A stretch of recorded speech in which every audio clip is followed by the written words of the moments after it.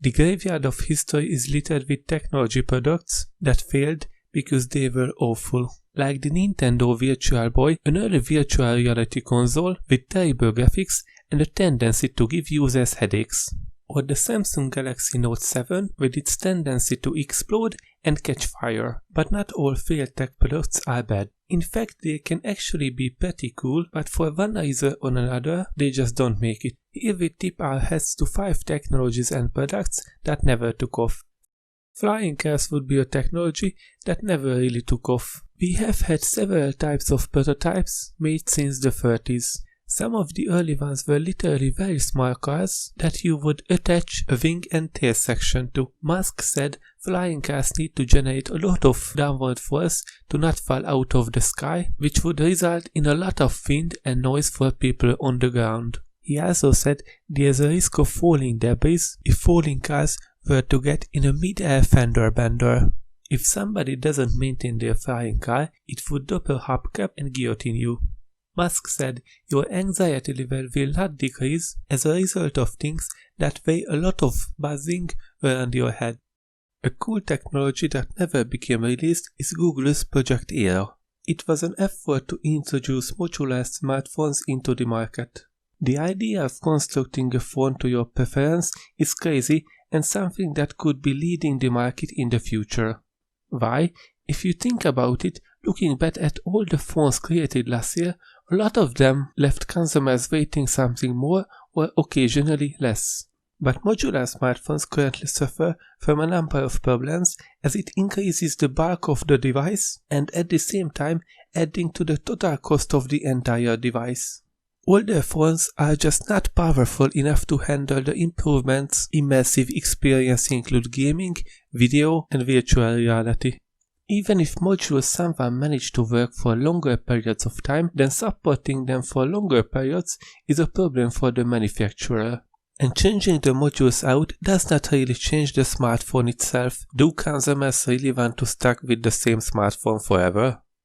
Google Glass, also known simply as Glass, looked set to be the next big thing. This was a wearable head-mounted computer that would allow you to view messages, events and videos projected in your line of sight. What seemed like science fiction was now science reality. However, Glass was met with instant backlash.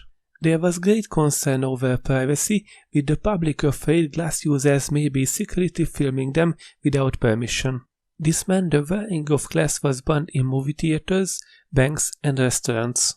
To add insult to injury, Google Glass users were termed glassholes and stereotyped as pretentious nerds. With a design that conspicuous, it's easy to see why. The bad person reputation soon led to its demise. The radio newspaper was invented in 1939.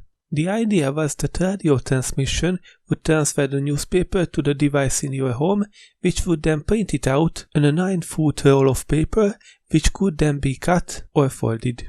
Each page would take 15 minutes to transmit, which seems slow in our age of instant news access, but in those days was probably considered revolutionary. It didn't even really catch on, but it probably had a bearing on later inventions, such as the fax machine. Back in 2005, one of the biggest stories in tech was a project by a group of MIT professors to build a $100 laptop and give them to children in schools around the world. At the time, a typical laptop cost well over $1,000. So when the founder of MIT Media Lab, Nicholas Negroponte, announced that he was forming a non-profit to build a $100 machine for kids, it was a feel-good story that was painted as beyond critique. His non-profit called One Laptop Per Child did go to create millions of devices named XO computers for a price closer to about $130 each.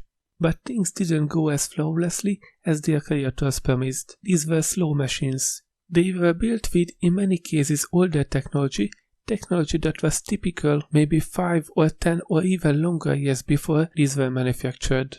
And a lot of kids found them pretty frustrating to use. They also broke more easily than One Laptop Per Child had originally advertised, and that many of the projects on the ground, the local projects, expected and anticipated. If you liked the video, give it a like and subscribe, and hit the notification bell so YouTube notifies you when I upload a new video. Thanks!